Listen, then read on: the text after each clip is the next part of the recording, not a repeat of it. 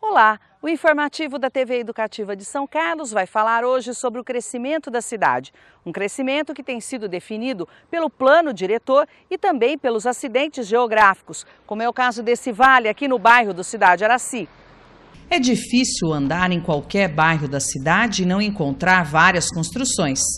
Por mês, a Secretaria Municipal de Habitação e Desenvolvimento Urbano, que regulamenta e fiscaliza o crescimento da cidade, recebe entre 300 e 350 processos para a construção de edificações. E não é para menos. Com quase 213 mil habitantes, de acordo com o IBGE, a cidade registrou taxa de crescimento de cerca de 2,25% entre 1991 e o ano de 2000. Esse crescimento não é regular. São Carlos possui 20% do total da área urbana desocupada. São os chamados vazios urbanos. Em alguns bairros, eles são muito comuns. Terrenos sem nenhuma utilização, mas com toda a infraestrutura urbana. Água e esgoto encanados, iluminação pública, asfalto e serviços como coleta de lixo. Para imaginar o que isso significa, basta considerar que 1 hectare é quase igual a um quarteirão. São Carlos tem mais de 550 hectares de vazio urbano, 550 quarteirões sem nenhuma construção. Enquanto essas áreas permanecem vazias, a expansão da ocupação acontece em regiões cada vez mais distantes, que acabam com grande concentração de edificações e um número maior de pessoas ocupando pequenos lotes. Hoje isso está dividido, né? Nós temos loteamentos para a população de baixa renda, nós temos também empreendimentos como o que o CDHU acabou de fazer, acabou de entregar há pouco tempo, loteamentos destinados à população de baixa renda. E, por outro lado, nós temos loteamentos de alto padrão, como, por exemplo, o Parque Ecoesportivo Dama e o Parque Faber, que são dois loteamentos que a gente considera de padrão mais elevado.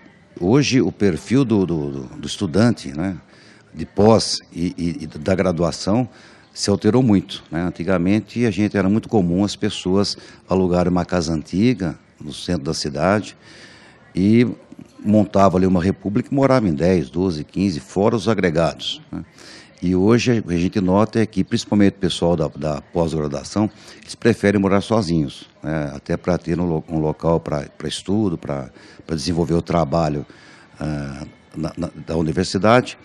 E hoje os alunos de pós-graduação nas universidades é maior do que os dos alunos da graduação.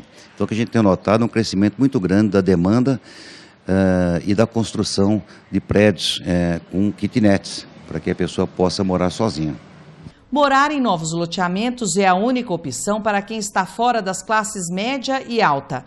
Morar no limite da área urbana com a zona rural tem suas vantagens, desde que haja infraestrutura.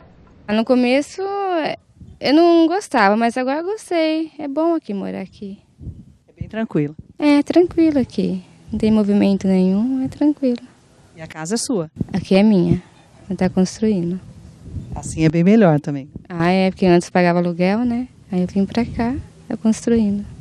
Para ordenar o crescimento, foi aprovado recentemente o Plano Diretor de São Carlos, que dividiu a cidade em 7 zonas, 4 no perímetro urbano e 3 na zona rural. O plano determina quanto da área de cada lote pode ser ocupado. No centro da cidade, por exemplo, era legal construir em 80% da área. Esse percentual caiu para 70%. E isso faz com que o número de pessoas ocupando o metro quadrado fique menor. Dessa forma, é possível regular, por exemplo, o uso da água, da energia elétrica e a presença de carros nas ruas. Dentro do plano diretor, a estrutura de pensamento da legislação faz com que, nas áreas que têm restrições de serviços públicos, de infraestrutura, de geologia, de meio ambiente, o plano diretor induz ao empreendedor ou à ocupação com dificuldades. E nas áreas que não têm essas dificuldades de ocupação, como sistema viário relativamente bom, infraestrutura de água, luz, esgoto, drenagem, o plano diretor induz que os empresários façam suas aplicações imobiliárias nessas áreas. E aí o próprio plano vai se estruturando de tal forma que ele coloca para os planejadores, para os administradores, as tendências de crescimento da cidade, né, com organicidade e com qualidade de vida.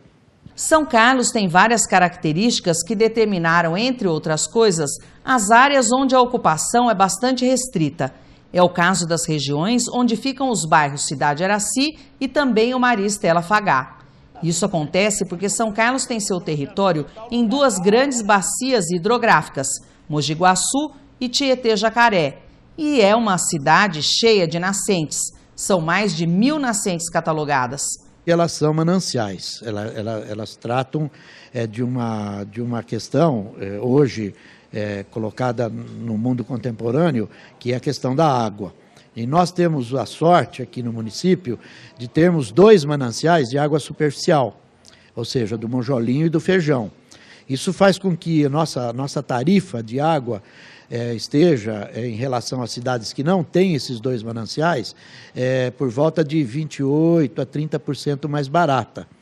Sem contar que a água de manancial superficial ela é absolutamente controlável de uma forma mais simples do que as de manancial subterrâneo. Porque as de manancial subterrâneo você sempre tem que estar fazendo análise química do ponto de vista da qualidade e da característica daquele manancial. 94% da população de São Carlos mora na área urbana, que ocupa apenas 6% do território do município. Para garantir um padrão regular para a ocupação do solo, das construções, da infraestrutura necessária, que inclui escolas, rede de saúde e de transporte coletivo, é preciso planejamento, segundo a Associação dos Engenheiros, Arquitetos e Agrônomos e também a Prefeitura. A partir do momento que você aprova um plano diretor, ele começa a maturar, quer o governo de plantão queira ou não, um processo de aumento da qualidade de vida de toda a população como um todo. Isso é notório em países que usam o planejamento urbano já como rotina nas suas administrações.